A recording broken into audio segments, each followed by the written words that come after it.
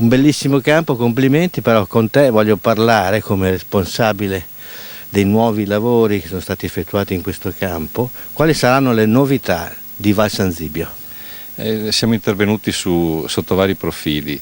Da una parte abbiamo rifatto tutte le acque perché erano oramai delle pozzanghere, le abbiamo ampliate, abbiamo fatto molti back tee perché il campo, pur pieno di difficoltà per gli alberi, era sostanzialmente abbastanza corto. Stiamo modificando i bunker. Il risultato di questo lavoro, che è durato un paio d'anni e durerà ancora uno, è quello di un campo, ci auguriamo, divertente per tutti gli handicap e più impegnativo per gli handicap bassi, e quindi contiamo sulla possibilità di poter ospitare qualche gara, diciamo, importante.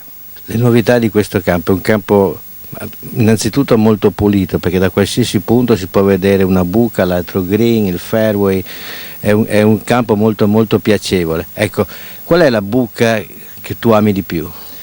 Diciamo la buca che abbiamo trasformato meglio di altre, forse la vecchia 6, un dog leg a destra che una volta era abbastanza semplice, adesso con un lungo specchio d'acqua è diventato un par 4 impegnativo.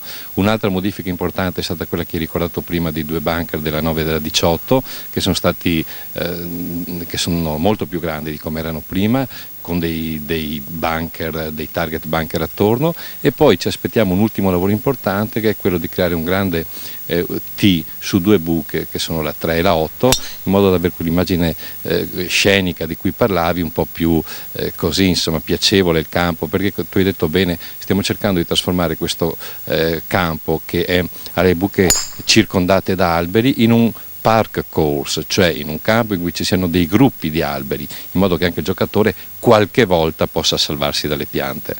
Parliamo delle nuove 9 buche, un po' isolate rispetto al resto del percorso, però non dimenticate.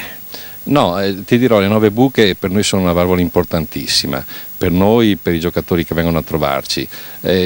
Non è che non siano come le nostre, non sono executive, certo che hanno gli alberi giovani, hanno un fondo diverso, perché qui abbiamo lavorato per 20 anni per migliorare il fondo del campo e trasformarlo in un fondo più sabbioso, è quello che abbiamo iniziato a fare adesso sulle nuove buche nuove.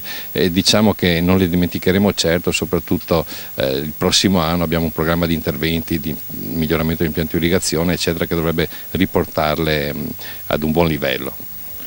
I soci sono tanto brontoloni, soprattutto i senior, o capiscono che state lavorando, come si dice, per loro?